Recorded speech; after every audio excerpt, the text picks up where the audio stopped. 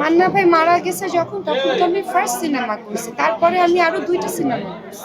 তারপরে আমি সাকিব খানের সাথে করেছি। আমি যখন দুই পৃথিবীর সিনেমাটা করেছিলাম তখনও শাকিব খান মেগাস্টার ছিল। এখন যখন সোলজার হচ্ছে এখনো সাকিব খান মেগাস্টার। এত বরিশালী ভাষায় কথা শুনতে মন চাইলে যাইয়ে হাবুরে স্কলারশিপ যাইয়ে দেখেন, তখন দেখেন না সেকেন্ড চেয়ারম্যান পৃথিবীর বুকে একই সেকেন্ড চেয়ারম্যান।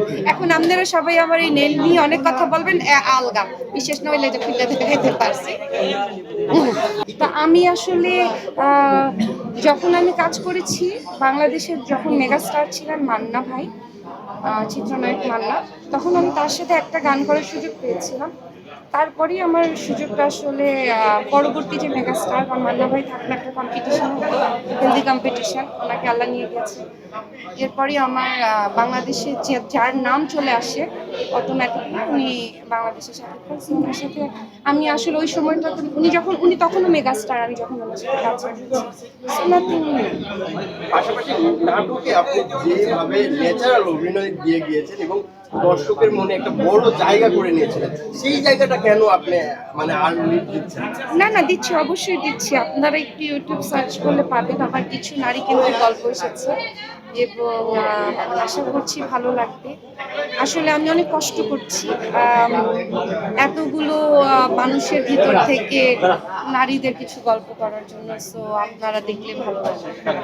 আচ্ছা, অসম্ভব চলচ্চিত্র ছেড়ে দেওয়ার কারণ কি? একটা মান্না মরে যাওয়া, এটা একটা কারণ কিনা? মান্না ভাই মারা গেছে যখন, তখন তো আমি ফার্স্ট সিনেমা করছি। তারপরে আমি আরো 2টা সিনেমা করছি।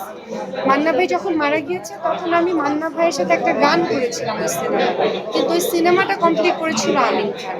তারপরে আমি সাকিব খানের সাথে করেছি। তারপরে আপু দর্শকের কিছু বলেন বলকালের ভাষায়। এত বরিশালী ভাষায় কথা শুনতে মন চাইলে যাইয়ে হাবুরে স্কলারশিপ যাইয়ে দেখেন, তখন দেখেন না সেকেন্ড চেয়ারম্যান পৃথিবীর বুকে একই সেকেন্ড চেয়ারম্যান। এখন আপনারা সবাই আমার এই নেল নিয়ে অনেক কথা বলবেন, আলগা বিশেষ না হইলে যে খুলে দেখাইতে পারছি। এখন যাই, টাটা, আল্লাহ হাফেজ। এত ভয় পাচ্ছেন না? আপনি নাকি নতুন বিয়ে করতে যাচ্ছেন, অনেকেই বলাবলি করতেছে, আমার কথা না, অনেকেই বলে কমেন্টে, সত্যি না মিথ্যা কি বলেন? একদমই মিথ্যা ভাই। আমি কারোর সাথে রিলেশনশিপে নাই। আমার ব্যক্তিগত জীবনে আমি প্রেম ভালোবাসা নিয়ে এখন আসলে চিন্তাও করি না, চিন্তাও করতে চাই না। একা আছি, বেশ আছি। আমার কাছে মনে হয় যে যে পরিমাণ ডিভোর্স হচ্ছে সে পরিমাণ ডিভোর্স দেখে আমি নিজেও ভয়ে আছি। তো ডিভোর্স হওয়ার থেকে একা থাকা অনেক বেটার আমার কাছে, এটা মনে হচ্ছে। এই জন্য আমি এই পর্যন্ত এখনো কাউকে দেখছি না। আর ব্রেকআপও অনেক বড় একটা এফেক্ট ফেলে মানুষের জীবনে। ডিভোর্স বলেন, ব্রেকআপ বলেন, যে কোনো জিনিসই এফেক্ট ফেলে। তো আমি আসলে এগুলোর ভিতরে নাই। I am completely single. আমি সিঙ্গেল থাকতে চাই। যদি সিঙ্গেল থাকতে আল্লাহ আমাকে দুনিয়া থেকে নিয়ে যায় তাতে আপনাদের সমস্যা কি? আমি বিয়ে